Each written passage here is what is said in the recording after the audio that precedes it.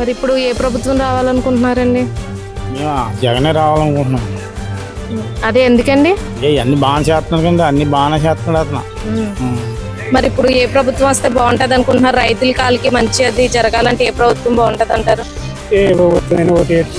ఆ సూర్యవతి గారు, మరి మహిళలకి ప్రభుత్వంలో ఎలా ఉంది, గత ప్రభుత్వంలో ఎలా ఉంది మీకు? ఇప్పుడైతే అన్ని బాగా సహాయం చేస్తున్నారండి. గతంలో అయితే ఏమీ ఇదేండి, ఇప్పుడైతే రుణమాఫీ అన్ని బాగా చేస్తున్నారండి.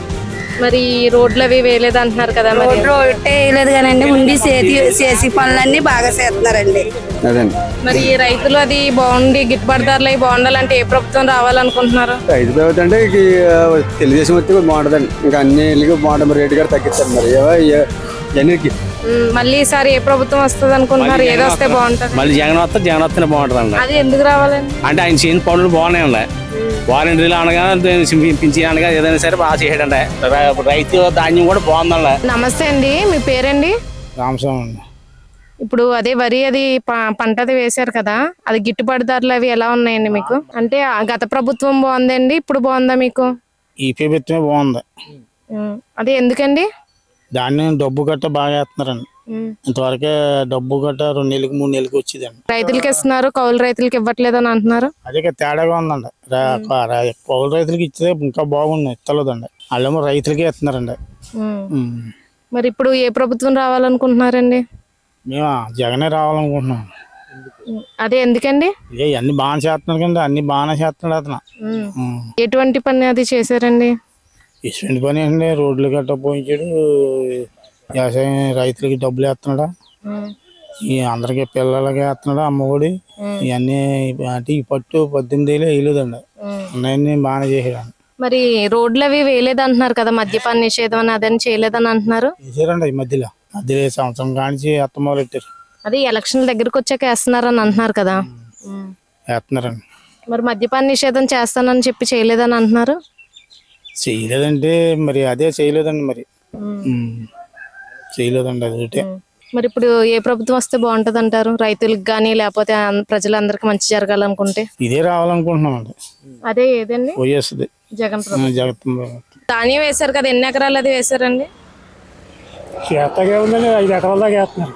5 ఎకరాలు వేశారా? అంటే గిట్టుబాటు ధరలు అవి ఎలా ఉన్నాయి? గిట్టుబాటు ధరలు అంటే రైతుకి తప్ప కూలి పని చేసుకునే వాడికి ఏది, కౌలు చేసే వాడికి ఏం వస్తలేదు సరిగా. రైతుల కంటే మామూలుగా అన్ని వాళ్ళు పడతాయిలే, కౌలు చేసుకునే వాడికి బాధ. కౌలు చేసుకునే వాళ్ళకండి. మరి ఇప్పుడు ఏ ప్రభుత్వం వస్తే బాగుంటది అనుకుంటున్నారు? రైతుల కాలకి మంచి అది జరగాలంటే ఏ ప్రభుత్వం బాగుంటది అంటారు? ఏ ప్రభుత్వం ఒకటి మాకు పని చేసిన వాళ్ళకి ఏంటంటే రేట్లు పెరిగిపోయినాయి. ఎవరు వచ్చినా ఇంకా అంతే, వాళ్ళకి తప్ప కౌలు చేసుకునే వాళ్ళు తప్ప. మరి ధాన్యం రేట్లు అవి ఎలా ఉన్నాయండి? రేట్లు బాగానే ఉన్నాయండి, డబ్బులు గట్ట బాగా పడుతున్నట్టున్నాయి. కూడా పడిపోతున్నాయండి. రైతుల కంటే రైతులు బాగానే ఉంటుంది, కౌలు చేసుకునే వాడికి బాధ. కౌలు చేసుకునే వాడికి, కౌలు రైతులు అంటే ఎవరెవరు కట్టుబడి ఎక్కువ, కౌలు రేట్లు ఎక్కువ, డబ్బులు ఇచ్చే వాళ్ళు రైతులు పడుతున్నాయి తప్ప కౌలు చేసుకునే వాడికి ఏం పడతలేదు. గత ప్రభుత్వంలోనే అలాగ ఉండేలే కోత కదా. నమస్తే అమ్మా, మీ పేరు? సూర్యవతి అండి. ఆ సూర్యవతి గారు, మరి మహిళలకి ప్రభుత్వంలో ఎలా ఉంది, గత ప్రభుత్వంలో ఎలా ఉంది మీకు? ఇప్పుడైతే అన్ని బాగా సహాయం చేస్తున్నారండి. గతంలో అయితే ఏమీ ఇదేండి, ఇప్పుడైతే రుణమాఫీ అన్ని బాగా చేస్తున్నారండి. మరి రోడ్లు అవి వేయలేదు అంటున్నారు కదా? మరి రోడ్డు వేయలేదు కానండి, ఉండి చేసి పనులన్నీ బాగా చేస్తున్నారండి. డ్వాక్రా రుణమాఫీ అది అంతా అయ్యిందండి? అన్ని బాగానే, అమ్మ ఒడి ఇది మొత్తం అందుందా? అన్ని పథకాలు మీకు బాగున్నాయా? బాగున్నాయండి, అన్ని బాగానే ఉన్నాయండి. మరి చంద్రబాబు గారి ప్రభుత్వంలో మీకు ఎలా ఉంది? అప్పుడు ఏమీ పెద్ద ఇదిగా లేదండి, ఇప్పుడైతే అన్ని కరెక్ట్ గా ఇస్తున్నారండి. అనుకున్నట్టు బాగా ఇస్తున్నారండి. అదండి. ఇప్పుడు మరి జగన్ ప్రభుత్వం రావాలనుకుంటున్నారా? జగనే రావాలండి ఇప్పుడు. అది. నమస్తే అండి, మీ పేరు? నా పేరు రూపుల్ నాగరాజు అండి.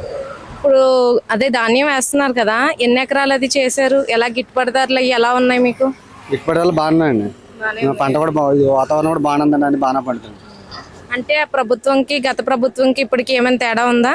తేడా ఏంటండి, అదేమో సౌకర్యాలు కొనేవారండి, ఇదేమో రైతు భరోసా కింద వెళ్తుందండి. అదండి, డబ్బులు కూడా బాగానే వేస్తున్నారండి, కోరవల్లో పడిపోతున్నాయి. మళ్ళీ ఏ ప్రభుత్వం రావాలనుకుంటున్నారు?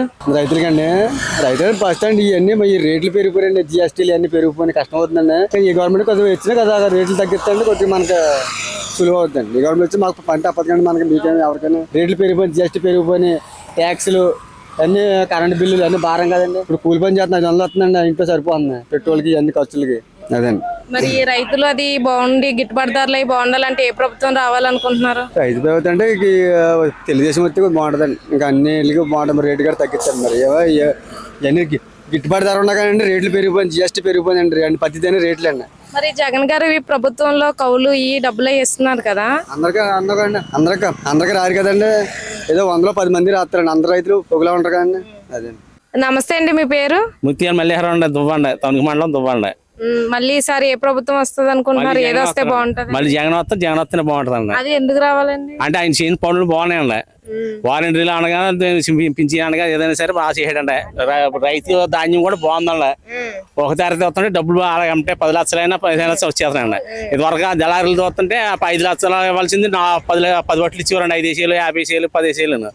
ఈ ప్రభుత్వం వచ్చే బాగుందండి.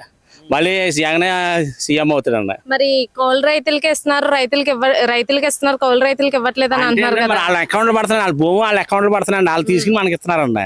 అయితే ఇదే బాగుంది కదండి, ఒకసారి వచ్చేస్తుంది కదండి డబ్బు. మద్యపాన నిషేధం అది చేస్తానని చేయలేదు అంటున్నారు. అది మాంతారండి. ఇప్పుడు తీయాలని కొంతమంది అంటారు, కావాలని కొంతమంది అంటారండి. అందరం ఇప్పుడు తగ్గు పెట్టి ఇద్దరు దగ్గరికి వెళ్ళి అనుకోండి, మధ్య మంది దగ్గరికి వెళ్తే ఇద్దరికి మంచిగా అవడండి. ఒకటి మంచివాడు అవుతాడు, ఒకటి చెడ్డ అవుతాడండి. అలాగే ఈ పని కూడా అంతేనండి. ఇవాళ తీసేస్తే మందు తాగి వాళ్ళు కొంత చచ్చిపోతారండి.